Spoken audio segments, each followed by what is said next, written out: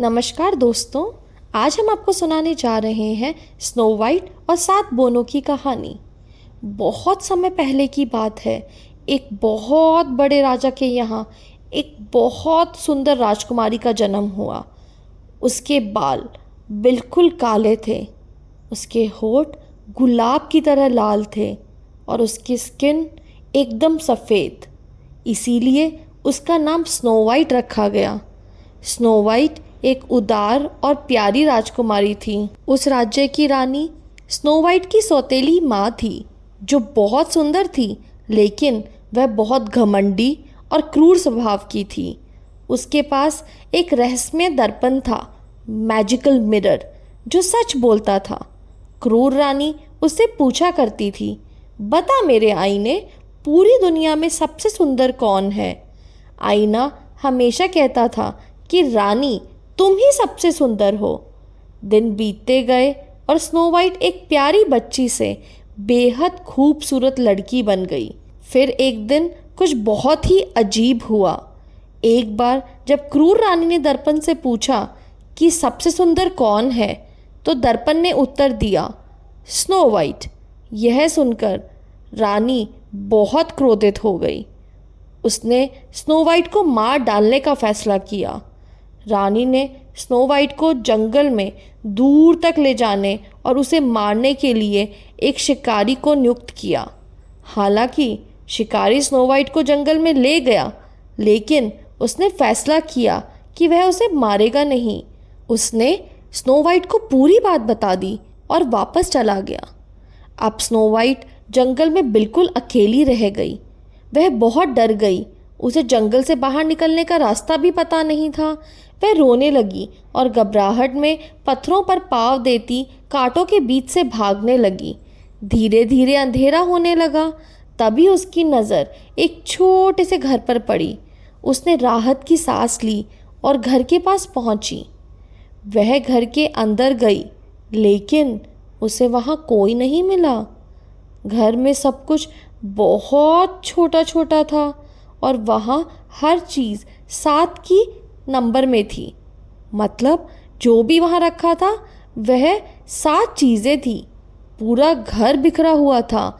इसलिए snow white ने घर की सफाई की और जब वह थक गई तो एक साथ जोड़कर जो 7 बिस्तर रखे थे उन सबको मिलाकर उन पर लेट गई। कुछ समय बाद उस घर में जो 7 बोने रहते थे वो वापस लौट आए। वे अपने घर को इतना साफ सुथरा देखकर घबरा गए। तभी उन्होंने स्नो वाइट को बिस्तर पर सोते हुए देखा। वे उसे देखकर घबराकर जोर से चिल्लाने लगे। उनकी चीख सुनकर स्नो वाइट उठ गई। वह भी आश्चर्य से चिल्ला उठी। फिर सभी बोनों ने स्नो वाइट को अपना परिचय दिया और पूछा कि वह कौन है और उनके घर में क्या कर रही है।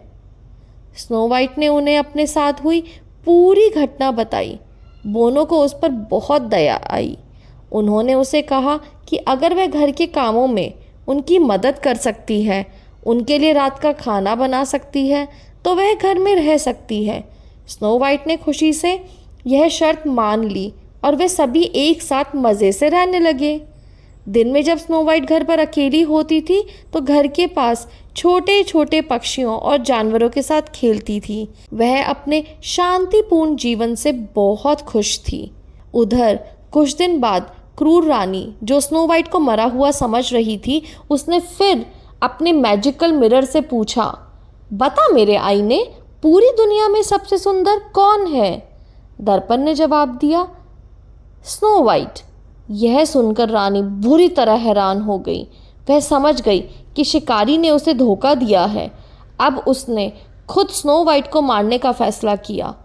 पहले उसने अपने गुप्तचरों से पता करवाया कि जंगल में स्नो वाइट कहाँ रहती है। फिर वह अपने गुप्त कमरे में गई और एक सेब में जहर मिला दिया। वह इतना जहरीला था कि इसके छोटे से टुकड़े से भी अगर कोई खाता तो उसकी मौत पक्का हो जाएगी। फिर रानी ने एक बुढ़िया का रूप बनाया और जंगल की तरफ रवाना हो गई। बोनों के घर पहुंचकर दुष्ट रानी ने दरवाज़ा खटखटाया। स्नो वाइट को बोनों ने अजनबियों के लिए दरवाज़ा खोलने से मना किया था और दरवाजे पर खड़ी बुढ़िया से उसके आने का कारण पूछा। भेष बदली हुई रानी ने स्नो वाइट से कहा कि वह सबसे स्वादिष्ट सेब बेच रही है। पहले तो स्नो वाइट ने मना कर दिया, लेकिन फिर रानी के बार बार कहने पर उस सुंदर सेब को देखकर उसका भी मन हुआ कि मैं इसे ले लूं। उसने जहरीला सेब खाया और बेहोश होकर ज़मीन पर गिर पड़ी। दुष्ट रानी खुशी से पागल हो उठी और महल में वापस चली गई। अब एक बार फिर उसने आईने से पूछा, बता मेरे आईने, पूरी दुनिया में सबसे सुंदर कौन है? इस बार दर्पण ने उत्तर दिया, तुम मेरी रानी। रानी ज़ोर ज़ोर से अपनी क्रूर हंसी हंसने लगी। इधर जब बोने अपने काम से लौटे तो स्नो वाइट को फर्श पर मृत पड़ा देखकर हैरान रह गए। उन्होंने उसे हिलाया, उससे बात करने की कोशिश की, लेकिन फिर वे समझ गए कि स्नो वाइट मर चुकी है। बोने बहुत दुखी हुए। उन्होंने स्नो वाइट को एक ट्रांसपेरेंट बॉक्स के अंदर रख दिया। वहाँ से एक राजकुमार जा रहा था। वो ये सब देखकर रुक गया और उसने बोनो से पूछा, यहाँ क्या हुआ? बोनो ने उसे सारी बात बताई और कहा कि राजकुमारी अब मर चुकी है। राजकुमार पास गया तो उसने कहा, ये तो स्नो वाइट है, इसे मैं जानता हूँ और प्यार भी करता हूँ। उसने स्नो वाइट को टच किया। जैसे ही उसने स्नो वाइट को टच किया, स्नो वाइट होश में आ गई। सब बहुत खुश हुए। बोनो से पूछकर स्नो वाइट को अपने महल में ले गया ताकि वो वहाँ सुरक्षित रहे। और कुछ दिन बाद उसने स्नो वाइट को प्रपोज किया और उससे शादी कर ली। फिर दोनों एक साथ खुश रहने लगे।